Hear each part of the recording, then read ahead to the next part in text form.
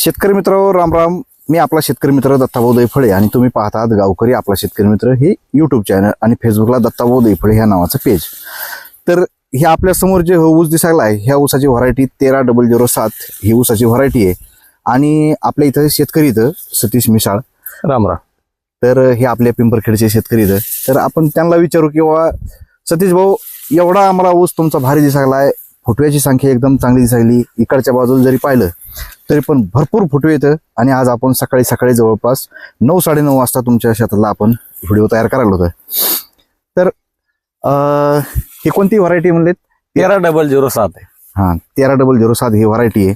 आणि बरं ह्याला किती बाय किती अंतरावर तुम्ही ह्याची लागवड केलेली आहे? याची 4 फुटावर आपण सरी पाडून घेतलेली ट्रॅक्टरनी. त्याच्यानंतर 2 डोळ्याची पेरी करून आपण ही लागवड केलेली आहे. हा दोन डोळ्याची दोन डोळ्याची पेरी करून सरीमध्ये ठेवून आपण बुजून घेतलेली लेबर. बरं, 2 डोळ्याची ज्यावेळेस पिरी तयार केली त्यावेळेस तुम्हाला काय त्याचा अनुभव काय आहे? म्हणजे फुटायला कसं काय वाटला तो? 2 डोळ्याची पेरी आपण केल्यामुळं एक तर तूट कमी झाली आणि त्यानंतर उगवण क्षमता चांगली झाल्यामुळे याला फुटे हे सगळं व्यवस्थित झालेलं आहे. बरं, आता भरपूर असे शेतकरी येतं की ते काय करतात की जे आपलं पिरी ती आथरी देतं आणि पायान दाबी देतं. तर मग तुम्हाला काय वाटतंय, पायान दाबलेली पिरी चांगली येते का आपण जे बुजित होतं ही पिरी चांगली येते? माझा वैयक्तिक अनुभव असा आहे की पायाने दाबल्यापेक्षा आपण जी माती थोडीफार माती टाकतो आणि त्यानंतर पाणी देतो त्याचे फुटवे चांगले होते. त्याचा रिझल्ट समोर आहे. राईट. शेतकरी मित्र, ज्या वेळेस आपण वरून माती टाकतो, लय झालं आपले 1-2 बोटाची इतकी, 2 बोटं 3 बोटं इतकीच माती टाकायची. आपण ज्या वेळेस ऊसाची पिरी दाबतो त्यावेळेस 2-3 बोटं इतकी माती टाका आणि त्याच्यानंतर लगेच पाणी द्या. त्याचा फायदा पुन्हा आणखीन असा होतोय की ज्या वेळेस आपण ऊसाची तशी वरून माती घेत होतं त्यावेळेस माती लवकर पडल्यामुळे एक तर आपलं बियाणं जर पाणी द्यायला जर थोडाफार उशीर झाला तर आपलं बियाणं वाळत नाही. आणि दुसरी गोष्ट, पाय दिल्यापेक्षा जर वरून जर मोकळी माती टाकली तर ते आपला जे कोंब आहे ह्याला उगण्यासाठी मोकळी जागा राहते. पाय दिल्याच्या नंतर ती खाली डायरेक्ट निब्बर जागेत जाते आणि त्याच्यामुळं आपल्या ऊसाचे भरपूर जागेवर फुटवा होत नाही. सतीश भाऊ, ऊसाची म्हणजे किती दिवस झाले असतील हे लागवड करून? याला 75 ते 80 दिवसाच्या जवळपास झालेले ऊसाची लागवड करून. 75 ते 80 दिवस झाले. शेतकरी मित्र, 75 ते 80 दिवसाचं हे ऊस आहे. ऊसाची फुटवे बघा. आणि ह्या ऊसाची फुटव्याची संख्या तर इतकी भयानक निघली की थोडंसं जरा 2 डोळ्याची पिरी असल्यामुळं जरा फुटव्याची संख्या थोडी दाट वाटते. सतीश भाऊ, ह्याला आपल्याला डोळा आहे. फुटव्याचं नियोजन आपल्याला हे चांगल्या प्रकारे करावं लागणार आहे. काही दिवसानंतर आपल्याला ह्याचे फुटवे काढून घ्यावे लागतील.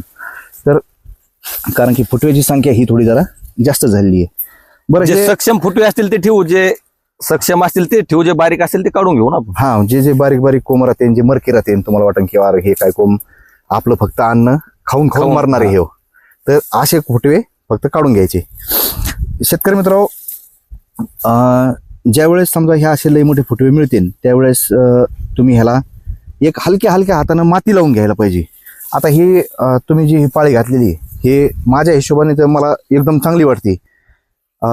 कारण मी तुमचे व्हिडिओ पाहत असतो. तुम्ही एक मागलदी व्हिडिओ तयार केला होता किंवा जास्त जर वजन ठेवून तुम्ही पाळी घातली तर मुळ्या तुटतात. त्यामुळे मी काय केलं, बैलावाल्याला सांगितलं किंवा तू काय उभा राहू नको, त्याच्यावर एक दगड ठेव थोडा, हलक्या हाताने पाळी मारून. राईट. तर बघा शेतकरी मित्रांनो, मुळ्या कुठेही तुटलेल्या नाहीत.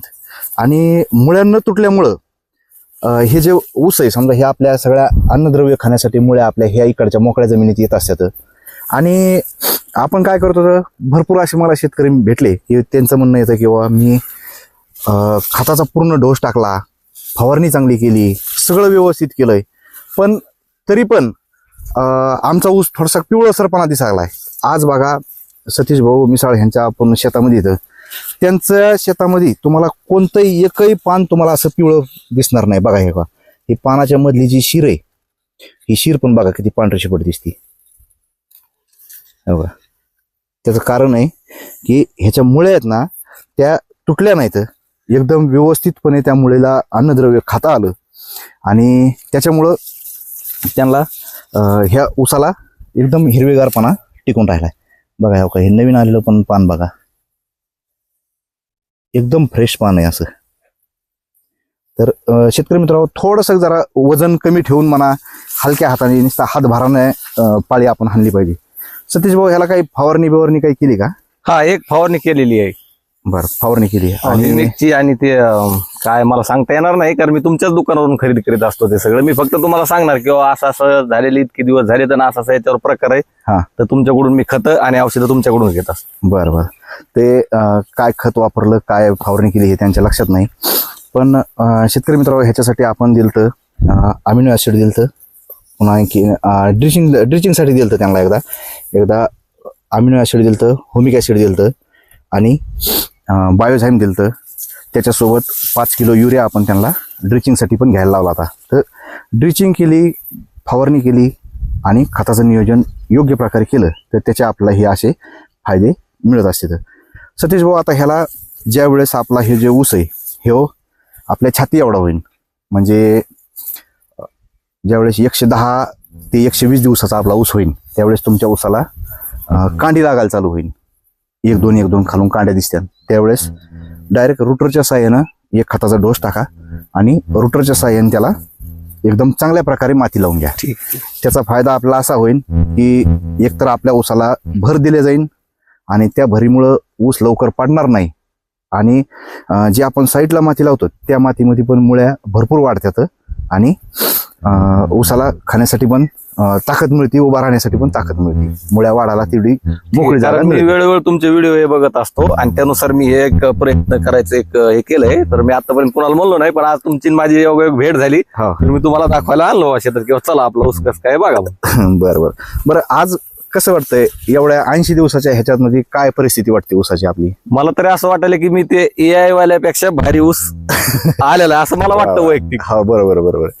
हाय, सध्याची परिस्थिती आहे तशी की AI टेक्नॉलॉजीनं आम्ही भरपूर जण आपण शेती करत होतो, पण आमच्यात आणि तुमच्यात एवढा बदल आहे की तुम्ही आणखीन थोडा लवकर ऊस लावलेला आहे आणि आमच्या थोडसे जरा ह्या वर्षी रोप न मिळाल्यामुळं थोडंसं लेट येतं आम्ही.